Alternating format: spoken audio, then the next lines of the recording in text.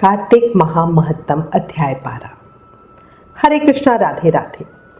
कार्तिक महामहत्तम के अध्याय 11 में हमने तुलसी जल का महत्व जाना, साथ ही राजा दशरथ और रानी कैकेयी के पूर्व जन्म की एक बड़ी ही सुंदर कथा का श्रवण किया। अब आज इस अध्याय 12 में हम दीपदान के महत्व को जानेंगे। शुरू करते हैं। सुख भोगे जो कथा, सुने सहित विश्वास, 12वां अध्याय सुनो और करो एहसास।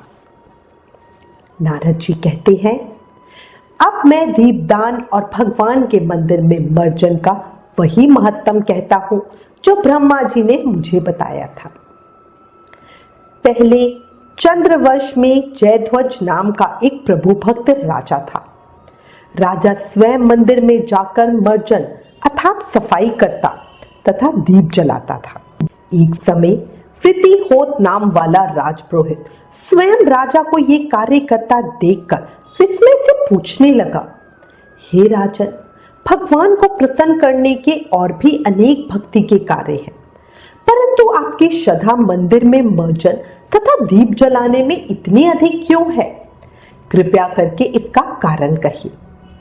तब राजा हाथ जोड़कर बड़े नर्म भाव से कहने लगा, महाराज, इस संबंध में मेरे पूर्व जन्म का एक अत्यंत विस्मयकारी इतिहास है, जो भागवत कृपा से मुझे इस जन्म में भी स्मरण है।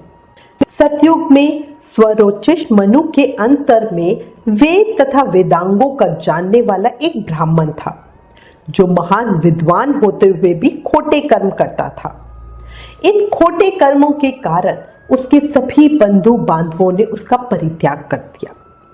एक दिन वह भूख और प्यास से अति दुखित हो घूमता फिरता नर्मदा नदी के तट पर पहुंचा और वहीं पर उसने अपने प्राण त्याग दिए।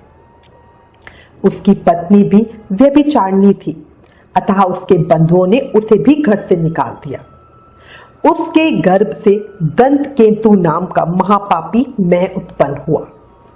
स्त्री तथा पैसों के अभाव में मैंने गऊ, पशु तथा अनेक मनुष्यों की हत्याएं की।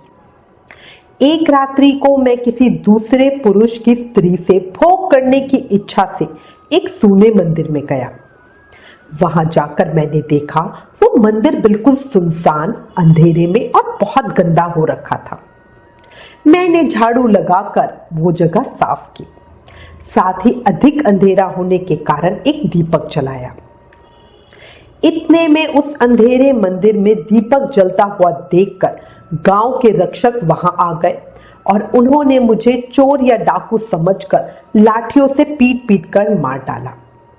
मेरी देह से प्राण निकलते ही भगवान के दूत वहां आ गए और वो मुझे सुंदर विमान में बिठाकर बैकुंठ को ले गए। कार्तिक के महीने में भगवान के मंदिर में दीपक जलाने तथा झाड़ू देने से मुझे इतना फल मिला कि मैं कई कल्प तक स्वर्ग में सुख भोग कर फिर चंद्रवंश में राजकुमार बनकर जन्म लिया।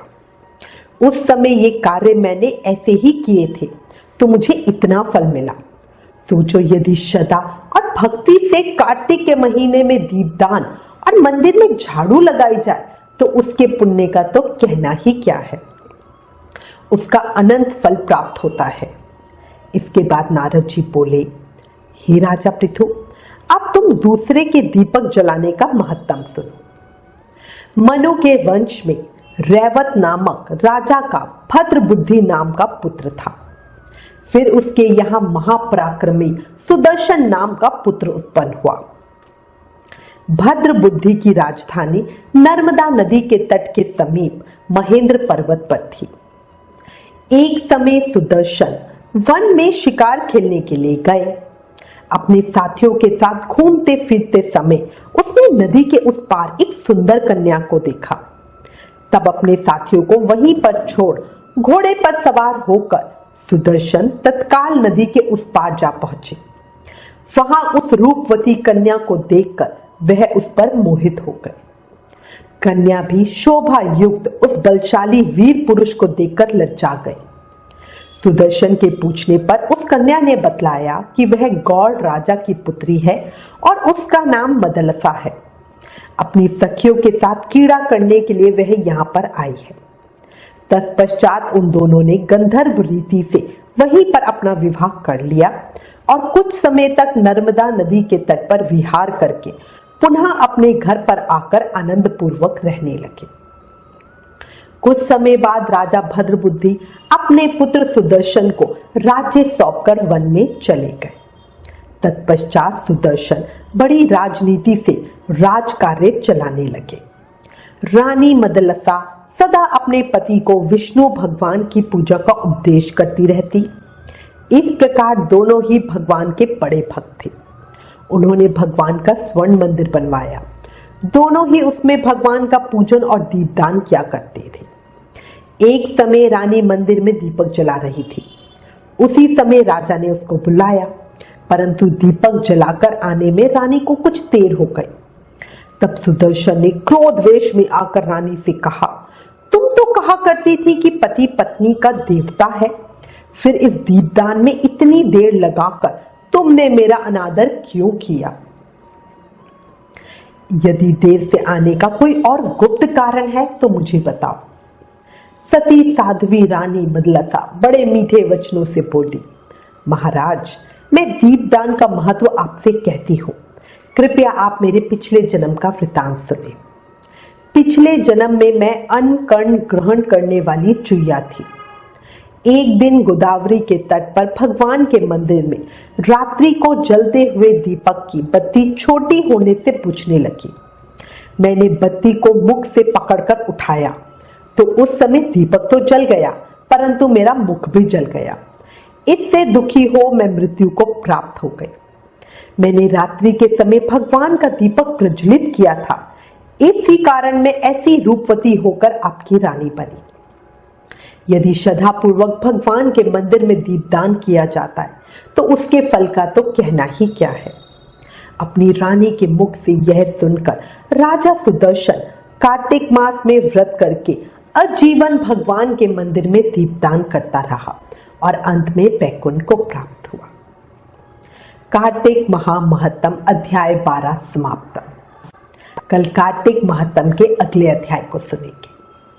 इस अध्याय से हमने जाना भगवान के मंदिर में हमें नियम से दीपदान करना चाहिए, झाड़ू लगानी चाहिए। अनजाने में किए दीपदान का इतना उत्तम फल है। सोचो अगर श्रद्धापूर्वक दीपदान किया जाए तो उसका फल क्या होगा, यह आप खुद ही सोचो। याद रखो, कलयुग केवल नामधार। नाम जाप करके ही हम प्रेम भक्ति मुक्ति पा सकते हैं, वरना यूं ही जन्म मृत्यु के चक्कर में पड़े रहेंगे। अगर छूटना है इस चक्र से तो प्रेम से, मन से, भाव से हर समय हर सांस के साथ नाम जाप करते रहो और बोलो, हरे कृष्ण कृष्ण कृष्ण हरे हरे, हरे राम राम राम हरे हरे। जय श्री कृष्ण।